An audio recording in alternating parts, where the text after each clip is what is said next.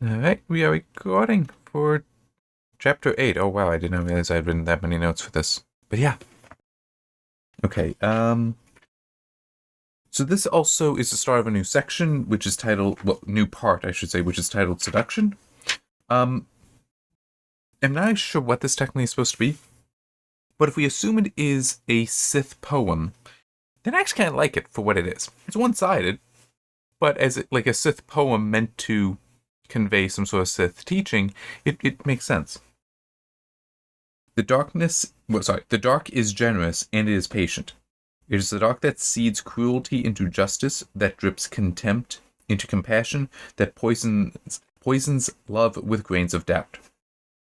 The dark can be patient because the slightest drop of rain will cause those seeds to sprout. The rain will come and the seeds will sprout, for the dark is the soil in which they grow and is the clouds above them, and it waits behind the star that gives them light. The dark's patience is infinite. Eventually, even stars burn out. Yeah, it's one-sided. Evil, obsessing with the darkness. Because I was like, one thing, eventually even stars burn out. Well, yeah, but the nebulae that they produce can give birth to new stars. A lot of them, in some cases. So, yeah, I mean, it's like, it's not that hard to attack it, but it is if you just look at it as though it is, if you let it be one-sided, you see that there is some reasoning to it. I mean, basically that, speaking just for humanity as opposed to all alien species, because I don't know all of them in Star Wars, it could be described as describing our frailty and our ability to fall to temptation. That, there's that seed of darkness in all of us. And so it's basically arguing that, well, then that means that there's always that chance. Or even that, no, eventually you will all fall. Which, I mean, it's not an unreasonable point, except it's also incomplete, because there are also those who do not fall, who have those seeds but never let them grow. Or, well, no, I'll say never let them grow, because it is still, like you may have, the seeds of doubt, like using the mentioned, the love being poisoned by doubt. It's like, well, somebody could have those doubts, but decide to control that and address it some way that is not damaging, but ultimately be rid of the doubt then. So yeah, it is just, you can attack it, but it's just presented as a teaching of the Sith, essentially a Sith poem. It makes sense. I actually like it.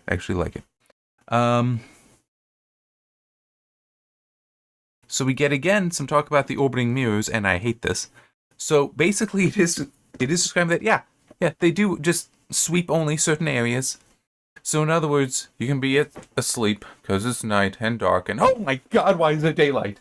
Why is it suddenly so bright? And then after a few minutes or however long, it's like it's gone again. I hate that. Why would anyone allow that? It really is a dumb design. I really, really hope that it was basically just somebody had the idea, said, do this, and it's like, it's dumb. Do it anyway. Because it is dumb. Okay, one thing. This is also dumb. This I doubt is less could have been told to do it, but could potentially be the author. It says that Coruscant is under martial law. A city-sized planet, a planet-sized city is under martial law. Yeah, you're really achieving that one. But also that only military, Jedi, and emergency craft are allowed to be flying around. How are people going to and from work? I mean, some of these, I think, yeah, it's even described that some of the buildings are like a kilometer tall. Right, that it's a kilometer thick crust of city over the planet. That could take a while for you to just go from your apartment, if it's near the top, down to the ground so you can walk over to another building to go up and go to work. You need the ability to. You need the shuttles, the buses, essentially going around. You can't have this ban here. It's absolutely nonsensical. There being a curfew, that I'm okay with. That perfectly reasonable. But the idea that you would just shut down all traffic, no, it is thoroughly unreasonable. I mean, I'm just trying to think how best to put it. You're talking about an entire urban environment that would have very, very high density. Like, I would assume that this is many billions of people that live on Coruscant. I don't know. I'm not sure if it's ever been mentioned. And you're like, yeah, everyone can just be locked, well, effectively locked in their buildings because they can't go out. All right, so how are they working? How their kids? How do they go to school? How do you get food to and from and other supplies to and from? It's like, well, apparently you can't.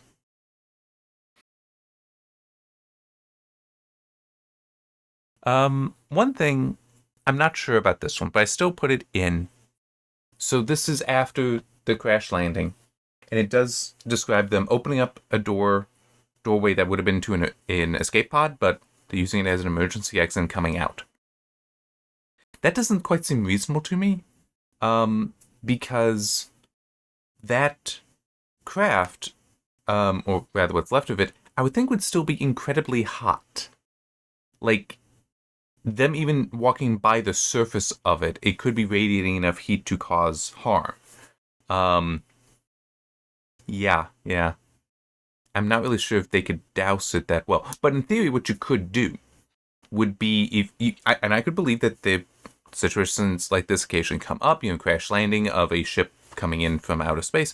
So I could see being that you do bring over, that you have a device that basically cut a hole in there, remove it, and then give you a sealed way that is away from the heat to get off of the ship. That does seem reasonable to me.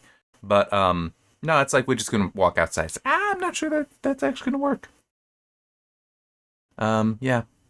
I in theory, I could try looking into how astronauts get on and off of the space shuttle, which would be the better analogy. It wouldn't be perfect, but it would be the better analogy than the pods from like Mercury, Gemini, and Apollo. Because, I mean, especially with some of those, the Apollo missions, I'm pretty sure those always landed in the ocean. So you had a massive heat sink pulling the heat away. But this is onto land, dry land, essentially, and air, which is, it can evacuate some heat, but not necessarily a great deal. And it's also much, much smaller, those capsules, than the space shuttle, and certainly not this ship. So the ship would have heated up a tremendous amount and would potentially hold the heat better just because of its larger mass. Yes, I'd have to look into how people disembarked the space shuttle. And to help put in context just how hot that got, and this would get hotter because of it being larger, the space shuttle's heat shield had to be able to handle temperatures many thousands of degrees, such that this is one of those fun things about the sun. The actual surface of the sun, the photosphere, is only, I think it's around 5,000-6,000 degrees, as I recall, which is actually cooler than the temperatures that the space shuttle and those capsules would have to survive. Like, the space shuttle could technically land on the photosphere. Okay, I mean, there would be other things that would destroy it, but the temperature itself would actually not be enough to destroy it. However, the corona of the sun is actually in the millions of degrees. That would annihilate it. Assuming, well, I'm not sure if the density is high enough necessarily to annihilate it, but certainly just as far as the energy, the heat there, it would be able to burn away the space shuttle. Just one of those funny things about the physics of the sun, because it is, the corona being that hot was actually for a long time a problem. It's like, we could measure that, but how? Where's that energy coming from? They could be so much hotter than the surface of the sun. Eventually, they figured out it's, at least the dominant theory, to my knowledge, is the magnetic field of the sun is constantly churning up. The corona is basically a bunch of plasma, which is magnetic. That's basically constantly being churned up, and that's just dumping all this energy into it continuously. Whereas the photosphere, the surface there, isn't getting as much energy from the magnetic field. It'd be getting energy from other things. Anyhow. Oh, and one other thing I will add, because this is actually something that I had wrong for a little bit, and I'm not sure if I have to fix it in any fiction I've already written, but going forward, I'll want to keep it in mind that the heat of something landing through the atmosphere, such as a space shuttle, is actually not coming from friction, but from pressure. That you're actually the re-entry speed is so great that you're just having the air compress against it because it can't move out of the way fast enough. So that which is different from friction. It's not just, oh, it's rubbing against, but no, it's actually, you're smashing into it so hard. One analogy I can think of that should actually be somewhat accurate. The traditional way of igniting the furnaces for like a Japanese forge for like forging samurai swords was actually to take a piece of metal and hammer the metal into itself so it would get red hot, and then you use that to heat up. Same kind of idea there, where you're compressing it down, that's driving energy into the smallest spot. So, yeah. But yes, same kind of idea. That's that pressure is producing this heat. Moving on. So next thing I have is Mace Windu, because he does greet them. He seems dubious of Palpatine. Not suspicious, though. Not at the moment. Well, not at the moment when I wrote that note. But he doesn't like how he seems to be constantly accruing power, how he sees himself as more powerful than the Senate. Because it makes the point that Mace, when talking with Palpatine, stresses that the Jedi serve the Senate, which is not Palpatine. He also doesn't like the relationship with Anakin. Let me see if I can find this. Shouldn't be far. Okay, it is near this. To Mace's force perception, the world crystallized around them, becoming a gem of reality shot through with flaws and fault lines of possibility. This was Mace's particular gift, to see how people and situations fit together in the Force, to find the shear planes that can cause them to break in useful ways, and to intuit what sort of strike would best make the cut. Though he could not consistently determine the significance of the structures he perceived, the darkening cloud upon the Force that had risen from the rebirth of the Sith made that harder with each passing day. The presence of shadow points was always clear. I do find this a very interesting description of any Force ability, really, and it makes sense. I like it. I like it. But then it goes on, and it's like, okay, this doesn't make as much sense now. More so because it seems to be contradicting certain things.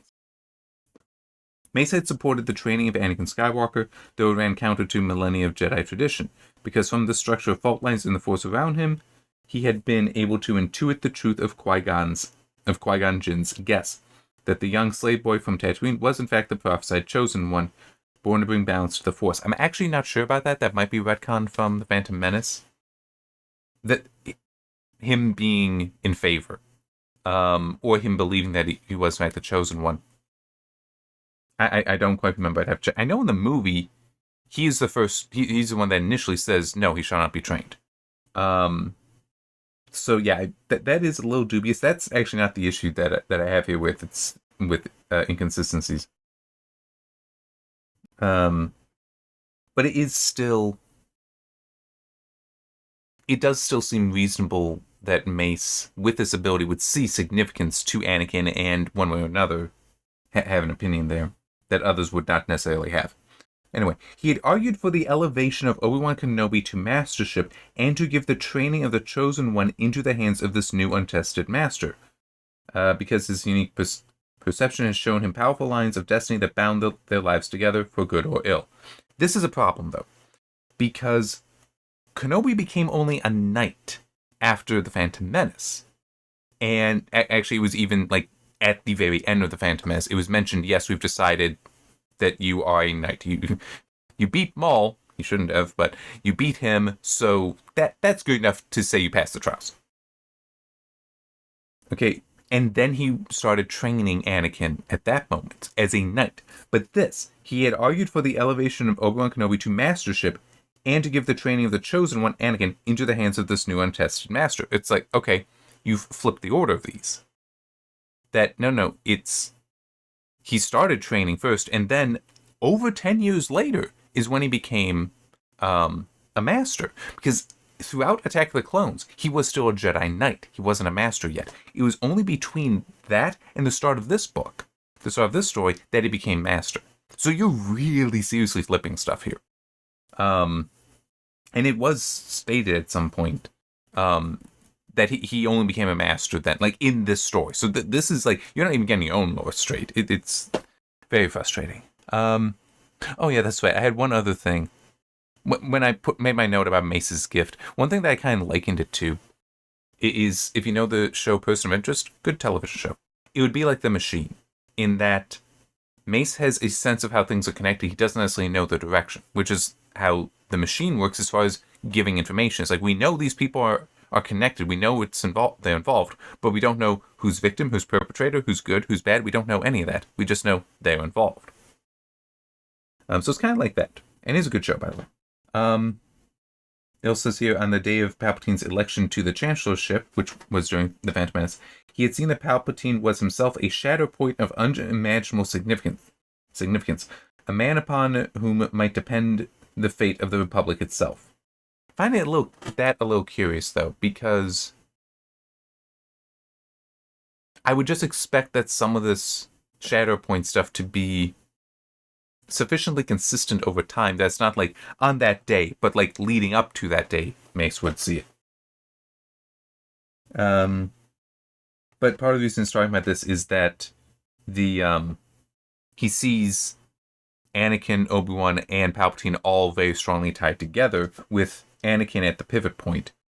Yeah, it's interesting. All right. I have more points that are more interesting, and I did like on the next page. I just want to make sure. Okay. So this is Obi-Wan talking. And what of the Sith? Dooku's death should have at least begun the weakening of the darkness, but instead it feels stronger than ever. This contradicts 2 chapters ago. Both 2 chapters and 1 chapter ago. I fear Master Yoda's intuition is correct, that Dooku was merely the apprentice to the Sith Lord, not the master. That contradicts 2 chapters ago.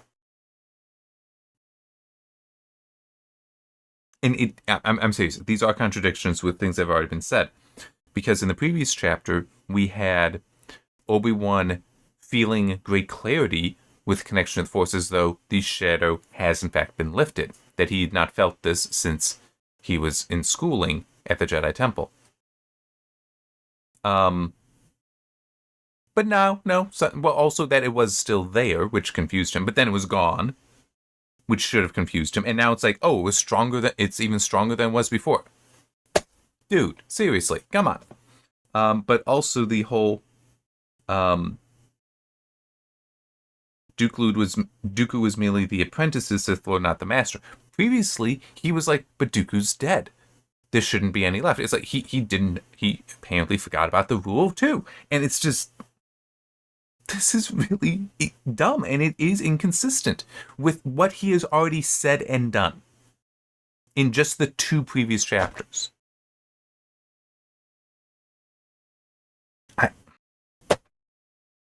Yeah. But it's the next line, 8 lines coming up shortly, from Mace, that's really bad. The Sith Lord, if one still exists, will reveal himself in time. They always do. I don't want to try to find it back in Phantom Menace, but the Sith have been dead for 1,000 years, for millennia. It's like, they always reveal themselves. Except for those 1,000 years.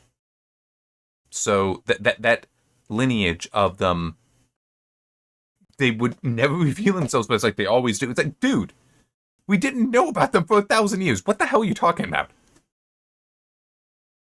I mean, it's like even how Palpatine talks about Plagueis later on, because we know from the movie, Darth Plagueis the Wise, who was his master.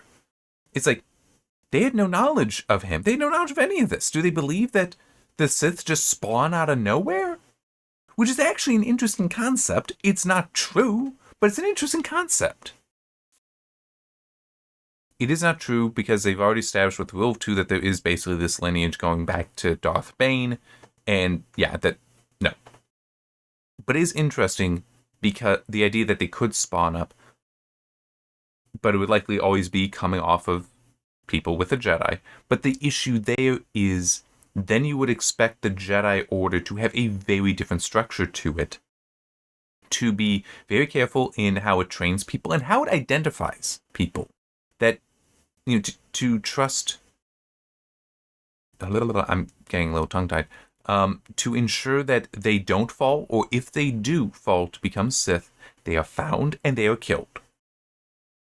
Or just somehow dealt with. I would think killed makes the most sense because you don't want them tempting other Jedi. So that would be a very interesting concept. It is not what has ever been presented. It is contrary to what has been presented. So, yeah. It is a terrible line.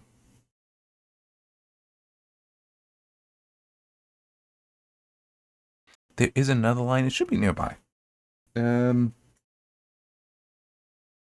this is Mace still talking. A more interesting puzzle is Grievous, he said. He had you at his mercy, Chancellor, and mercy is not numbered among his virtues. Though we all rejoice that he spared you, I cannot help but wonder why. Dooku. That's the answer. What? It is interesting how it's like, Dooku's dead, therefore we're just assuming that he never had any power in this. That he could not have been the one to order Palpatine's capture, that he could not be the one that ordered that Palpatine be kept alive. No. It has to be Grievous. Why? Well, he's alive. It's like, that's dumb. No, Grievous doesn't necessarily have a reason because it wasn't his decision. It was Dooku's. So, yeah, that's poor writing. The Sith Lord, if one still exists, will reveal himself in time. That's bad writing. Obi-Wan apparently being a master before he started training it. Anakin, that's bad writing because it is inconsistent with what's already been established. So, yeah. But, I'm getting tired, by the way. So I might not rant as much as I could. Need to fix this typo. Okay.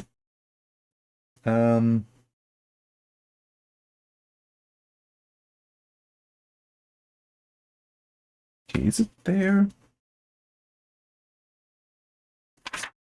Where is it?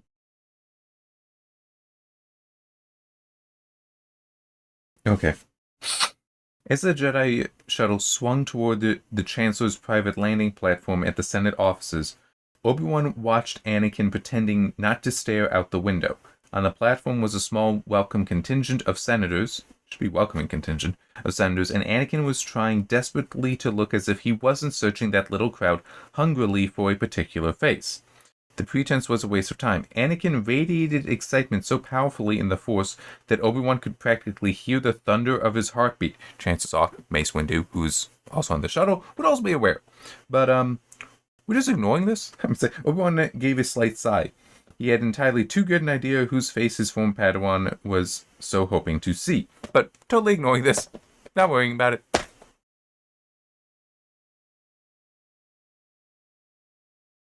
It just... that whole thing that I do believe it is reasonable that if Anakin could be open with Obi-Wan about his marriage to Padme, that things would have been a lot better for him. He would have had a much healthier relationship and potentially would not have fallen. And it's like Obi-Wan is completely aware that there is something going on. He's just like, I'm not going to pay any attention to what it is. I'm not going to talk to him about what it is. We're just going to ignore it completely because that's healthy, you know. Oh yeah, another note that I have is we seemingly have just forgotten that Obi-Wan has concussion. I'm saying I know concussions vary, but it's still okay. I'd mentioned in the previous chapter, or however many ago, I once had a concussion when I was in 5th grade, and it's funny. I tripped. I actually caught myself. I didn't hit the ground, but I tripped on my way to school. And that was enough for a concussion. By the time I got there, I knew something was off because things were the wrong color. Like, grass being purple. not a good thing. Went in to the school, was an elementary school, went in to the office. They I was later told I looked as white as a sheet, which obviously not good. And I remember throwing up into a trash can. Next thing I know, I was in the nurse's office, basically saying, "No, I feel fine. I don't need to go home." But they were like, "No, you're going home." But it still is. It's like that would have been a mild concussion, I would assume, because it was colors were off. But literally, I threw up and I felt better. I there's like nothing explaining here. Obi-Wan feeling better. He just suddenly is like, "Oh yeah, I'm fine." It's like, nah. He should be. I was trying to hold a place, but something shifted. I think.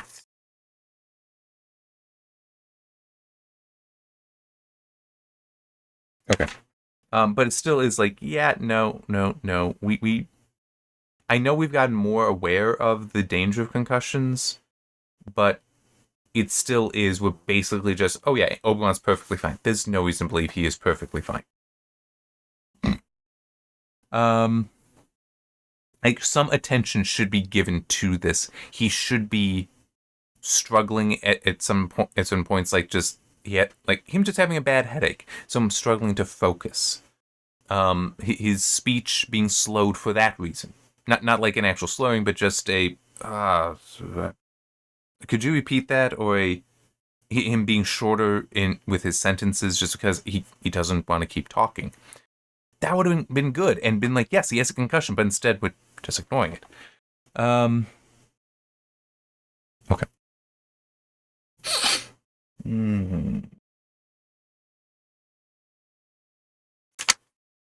Okay. Where is it? So May's talking about how he doesn't like the relationship between Palpatine and Anakin, and that because Palpatine is so obsessed with power that this could be a bad thing, for him to have such influence over Anakin. But anyway, nothing is certain. But this raid, the capture of Palpatine, had to be an inside job. And the timing, we were closing in on him, Master Kenobi. The information you and Anakin discovered. We had traced the Sith Lord to an abandoned factory in the works, not far from where Anakin landed the cruiser. When the attack began, we were tracking him through the down-level tunnels.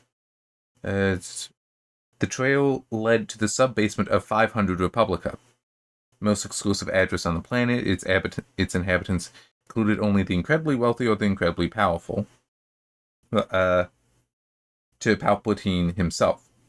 Obi-Wan could only say, "Oh." We have to face the possibility that what Dooku told you under Geonosis was actually true. The Senate is under the influence, under the control of Darth Sidious. That has been for years. Do you have any suspects? And I'll get into all that. But it still is. It's like, okay, consider this timeline then. Because he describes, but this raid and the timing, we were closing in on him. And that we had traced him there, and we were tracking him through the down-level tunnels, and then talks about how all we know of Sidious is that he's bipedal, of roughly human conformation. And then names him, but it's like, okay, so he wasn't taken from the Senate. I thought it had been said that earlier, but whatever, setting that aside, it's still, how did Palpatine... He has 2 Jedi Masters guarding him. He slipped them for a substantial amount of time that he could be tracked here. He turned off his own tracker, which is also a problem because, well, I'll get into more of that. But it's like, and somehow he orchestrated this attack to capture him while he was being chased by the Jedi, such that when he's abducted, none of those Jedi actually were like, "Hey, we're on the spot. We will help you, Chancellor." I mean, it's like, none of this makes sense. There's supposed to be 2 Jedi with him all the time. They clearly weren't. And then these guys weren't even close enough to do anything. I mean, it's like, this timeline is nonsense. It doesn't allow for what did happen to have happened. At least not in the way it has been described. But also with the whole Palpatine has a tracking beacon that nobody turned off when he got captured. To try to lure in Obi-Wan and Anakin, which... There's something that occurred to me that no, that's for later on. That's for later on. That is also a problem. But it's like, so nobody just monitors his beacon all the time and realizes that, oh, it just got turned off. Isn't that curious? Because it would have to be turned off when he's doing Sidious stuff. Because if he's doing Sidious stuff, then they would know where he is and potentially would be able to figure out that, it's like, oh, yes, we're tracking him in the works. The works? Oh, that's interesting. I monitor the Chancellor's security beacon. And did you know he actually frequents the works? Really? Yes. What happened after that? Well, we chased him through here. Huh. I did find it odd that he was going through the underground tunnels to that very building at the exact time you're talking about. So we found that it's Palpatine, didn't we? Oh, no, we didn't.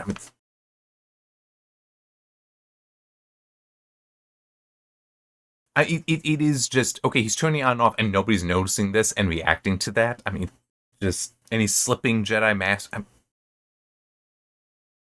This is bad writing. This isn't just poor writing. I would say it is bad writing because these are actually significant points that I'm bringing up here. Like, these are significant plot holes. So, yeah. But we also have this. From Mace, the only reason Palpatine's not a suspect is because he already rules the galaxy. Okay, I want to make sure I didn't skip any points here. That, believe it or not, I actually like that. I do like that. That may seem like it's a contradiction. Why don't they figuring this out? Here's what makes sense. And it is something that is actually very valid to consider with writing good guys and bad guys, is how good and evil think. And one example of that I know a little bit about, when I get to reading through this stuff out of the Silmarillion, I'll know it better.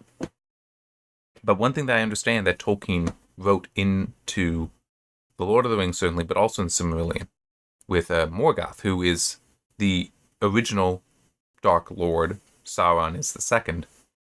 But did you see with Sauron? What does he do? Sauron cannot even comprehend the idea of a small team bearing the ring would try to destroy it. He can only think about that one would try to use it, or that a large army would be used to challenge him, and that the ring's power would be used there, which would ultimately serve him. But also with Morgoth, he built up a fortress that he basically hid away in for a very long period of time. I mean, he would sometimes go out, but one of the High King of the Elves, there we go, challenged him, wounded him, and after that, I think it was, he never left Angband, I believe was the name of the fortress.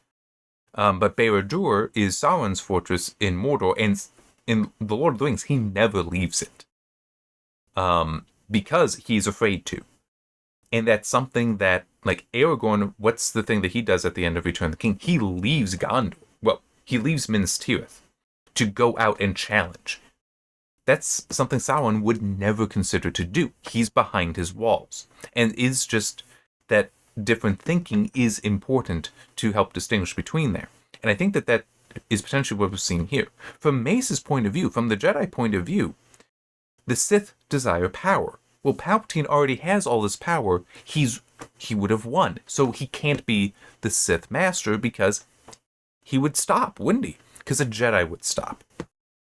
But instead, Palpatine wants to continue because he wants to eradicate the Jedi. And I was trying to think of the word, I still haven't been able to thought of it. But basically, it's that desire almost to vanity. It's almost like vanity, I would say. The desire to so destroy your enemies. It's not enough that you've defeated them, you must destroy them. There's also potentially that he wants so desperately Anakin to be his apprentice. But it could also be Palpatine may want the Sith to rule for a long period of time, which means you need to return to a galactic empire for that, with a Sith always in charge. And also, the only way to achieve that, you would need the Jedi wiped out. So it does still kind of fall away as far as the whole, Palpatine could still be the Sith Master because he wants the destruction of the Jedi, which has not yet been achieved. But it is still kind of a valid point that why would a Jedi think of that? Because that's not what their nature is. The nature of evil does call for that, but that's not their nature, so yeah. Oh, I did also find it interesting how at one point, I don't quite remember where, um, Obi-Wan and Mace basically acknowledged that all the Jedi have been touched by the dark side, which is something that previously was never the case. But I am willing to put on this author is just not that good at maintaining the consistency with prior stories. Because it had been said in previous stories that to have even a little bit of the temptation, a little bit of the taint of the dark side, that means you will fall to it. So now stating that, oh yeah, we've all been touched by it, is to say that you're all going to fall to the dark side. And it's like, you really can't have that. So let me just see. It's a little bit earlier. I might be able to.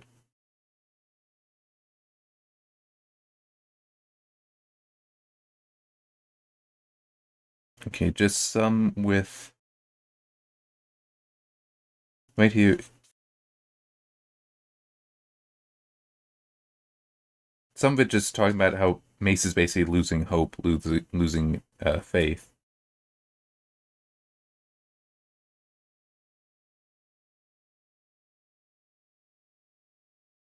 Okay, yeah. Tell him nothing. I sense the dark side around him, around them both. This is Mace Windu talking about Anakin and Palpatine. As it is around us all, Obi-Wan reminded him. The dark side touches all of us, Master Windu, even you. I know that too well, Obi-Wan. Yeah. Which is a problem, because as I just said, that technically, by the prior teachings that we've learned by the teachings of the Jedi that we've learned in the prior two stories, that means that they are all going to fall to the dark side. So it is a statement that cannot be made. Yeah, but it is also interesting, this whole tell him nothing. It's like, I mean, I get the whole don't tell Anakin because you don't want to tempt driving a wedge between him and Palpatine, because that could cause problems. But there are certain aspects here where it's by keeping him away from knowing things. And actually, yeah, it's a little bit earlier. And I did make a note of this, I thought, but anyhow. Skywalker is arguably the most powerful Jedi alive, and he is still getting stronger, but he is not stable. You know it, we all do. It is why he cannot be given mastership. We must keep him off the Council despite his extraordinary gifts. That seems odd because mastership is different from the Council. Anyway, the Jedi prophecy is not absolute. The less he has to do with Palpatine, the better. But still is. Sorry, I got my nose itches a little bit. I get the whole he is not stable. We don't want him to be a master for that reason. I get that. But the whole, that's something you do acknowledge. You do tell Anakin about. That's like, yes, we know you're very powerful and you have achieved many great things, but we have this fear that you aren't always doing it because it is the Jedi way, because it's the right thing to do, the good decision, but that it might be for your own vanity at times. That you too much enjoy being the hero as opposed to just doing heroic things. That's something you would actually want to talk to him about, because you do so in a respectful way and in even a humble way to try to draw him into wanting to make changes in his life so that he can achieve the mastership. That is entirely reasonable, and I think would be expected. That you would need to share with other Jedi their weaknesses so they can overcome them. And here it's like, now we're just going to let it linger. It's a very bad idea. All right. Oh no, there it is. Okay, yeah. So now we got the last one, which is the last point that I have that is pretty stupid. So, and there's multiple problems with it too. So it's Anakin gets off the shuttle with Palpatine, and there's a back and forth, and some of it is in the movie. I do remember some of it being in the movie, where he's like, Obi-Wan, come on, why don't you do it this time? You get the accolades. It was your plan. Well, that technically it wasn't. They didn't really have a plan, but anyhow, Obi-Wan's like, nope, I'm going to the Jedi Temple. This one's for you. Go on, be the hero. It's basically, I don't want to get stuck with all these politicians here, and I don't want to be the one with the film cameras on me. Anakin, that's for you. Good luck. And it's like he was looking for Padme, doesn't see her there. And eventually he does spot 3PO goes over and starts talking to him because he gave 3PO to Padme, so he knows that he should know where she is. And there's also some concern about has she been injured because, well, the wreckage falling on the city, well, on the planet. And 3PO says that officially she is at the Naboo embassy going over things because of the debate the next day in the Senate. And just, working very hard, and that's why he's been telling people, no, you can't see, you can't see. It's like, wait, officially? What's unofficially she do? What is she doing unofficially? Like, and Anakin is getting really, really heated, very angry about this, which would speak to his lack of stability. But it's like, unofficially, what is it? What's up? And 3PO's like, she's in the hallway over there, just waiting for you. And it's like, okay, I kind of like the high-level idea here, that she was lying so that she can be there for him. And they even have,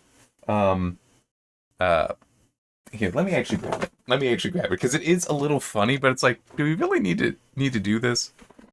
Yeah, let me see. Yeah, she thought it would be best to avoid a public scene, and she wished me to relate to you that she believes the both of you might avoid a public scene all afternoon, and perhaps all night as well. And it's just like, yeah, 3PO Anakin blinked at him. He felt an irrational desire to giggle. What exactly are you suggesting? I'm sure I couldn't say, sir. I'm only performing as per the senator's instructions. Yeah, so anyway, I just found it a little funny. I think it's unnecessary, but found it a little funny. She didn't know he was coming back that day. He and Obi-Wan only came back on that day, at that time, because of the attack, the abduction of Palpatine. But she was having 3PO lie the entire afternoon that she was over at the embassy. And that's a major problem, because you'd think if somebody went to the embassy, oh, hey, we were hoping to talk to Senator Amidala. She's not here. Her droid was telling us she is. I've not let her in. Well, she's not coming here. She's not signed in. I mean, it's like, or they'd have to lie. And it's like, how many people? I mean, it's like, why are we lying for you? I can't tell you why. It's like, there's so many problems with this, because it's the whole tangled, what a tangled web we weave when first we practice to deceive, kind of thing. And it's like, yeah, this is not good. This is bad.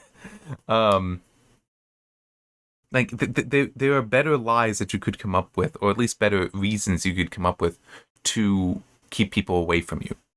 But it is also like, she should be like Palpatine in that there would be people following her all the time. Not necessarily Master Jedi, but people just wanting to know where she is and what she's doing. The press. She is a senator. And the idea that, oh no, I'm busy working in this official facility. Yeah, like that, like people aren't aware of who's going in and out of those. I mean, it's, especially at a time of war, and she's one of the more important senators because of what her voice has been concerning the war since before it started. I mean, it's like, I'm sorry, that is nonsense. It is absolute nonsense. It only makes sense on a very shallow level, but once you stop and think about it, you realize it makes no sense at all.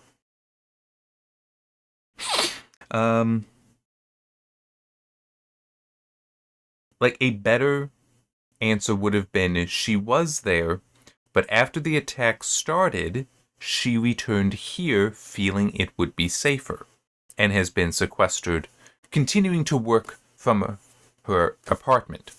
That would have been perfectly reasonable. And it's like, there's no lie there.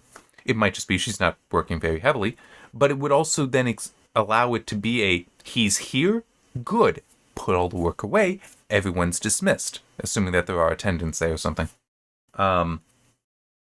But it means then that she can adapt the plan then to be, instead of working or perhaps just being a little afraid and being like, if I'm going to die, I'd rather be at home than at the Naboo embassy, when the wreckage comes falling down, to my husband is here? Great. 3PO, go out there. I'll hide in the hallway. We don't want attention being drawn to us. I was like, that would make far better sense and is less a lie that can be caught in. So, yeah. It, it's the whole Humperdinck is a better villain than Palpatine as far as the plans go. It's the same kind of thing there. Humperdinck would have a much better plan for how to handle that than apparently Padme did. I'm just trying to think. Were there any other plans in that may have been like that? Not really. I mean, I guess there isn't a plan not connected to Humperdinck that's in The Princess Bride that does actually make a lot of sense. How does the moniker of the Dread Pirate Roberts move? It's the Dread Pirate picks who he wants his successor to be. He then lets the entire crew go with what treasure they have collected, so they're gone. And then he bring an entirely new crew is brought on who would not know who he is, not know who the successor is, and he just stays on continuously calling him the Dread Pirate Roberts, so that it eventually catches on, and then once they all believe it, he can leave and retire. That's a very reasonable plan, because yes, there is the lie there, but it's still who's having to lie? Him and then one other person. That's it. There's no one else has to lie. Everyone that would know is gone, has left for their own futures. I mean, there might be a chance encounter, but in theory, depending on where you let them off, and also if you just stay on the ship instead of it going to shore very often, you don't have to worry about it. So, and it would technically mean though that you may have to exile yourself somewhere else, so that you can't accidentally in your retirement run into somebody, because then it would spoil it, and you would have to keep it to just the lineage of Dread Pirate Roberts that know this secret. So, yeah, but it's like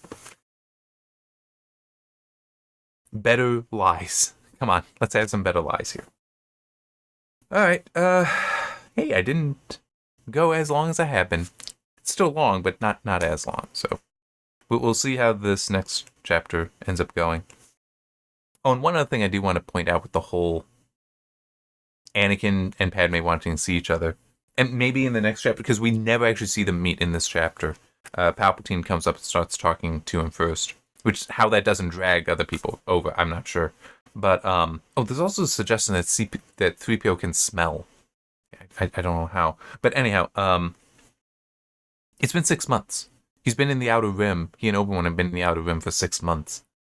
And it's like, we've not had that mentioned again right here with Anakin wanting to see her, that it's been 6 months, at least, since they had met, since they'd seen each other. It's like, it seems reasonable to talk about. Just to mention there that, oh, yeah, it's been 6 months. I'm really looking forward to embracing you again, or anything else. But yeah, it just completely dropped that away.